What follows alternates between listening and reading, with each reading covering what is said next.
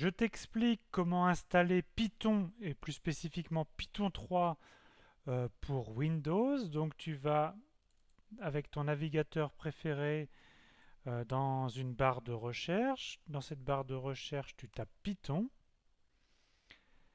Normalement, le premier site proposé par Google est le bon, c'est le site python.org. Tu cliques dessus. Et là, un peu plus bas dans la page, il propose la page de téléchargement. Donc, tu prends la dernière version proposée. Ici, c'est la version 3.6. Tu descends. Et là, tu cliques sur Windows x86-64 Installer. Là, il va proposer d'enregistrer un fichier. Il faut enregistrer le fichier. Et donc, le téléchargement du fichier commence. Ça prend un certain temps en fonction de la rapidité de la connexion. Une fois que le téléchargement est terminé, donc on clique sur le nom du fichier, ça va ouvrir le fichier. Donc là, on demande l'installation standard. Si Windows nous demande l'autorisation d'installer ce logiciel, on clique sur oui. Et là, Python va s'installer. À la fin, tu as donc un message que l'installation s'est bien passée. Tu peux donc fermer la fenêtre d'installation.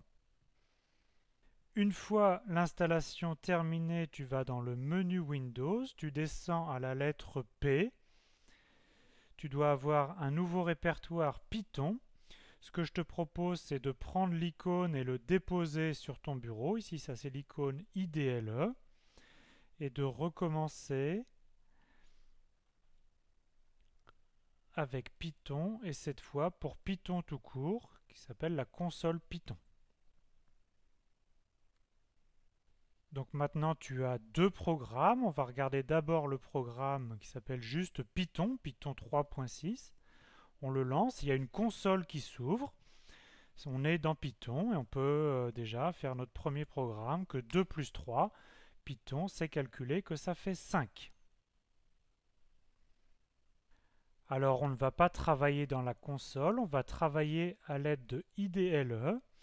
IDLE, c'est à la fois une console et un éditeur de texte. Donc on a ici la partie console où on pourrait encore vérifier que Python fonctionne bien. Mais en fait, on ne travaillera pas comme ça. On va travailler avec l'éditeur de texte associé. On ouvre un nouveau fichier et c'est en fait dans cet éditeur qu'on va taper nos commandes. Par exemple, print 2 plus 3 qui sera une commande Python.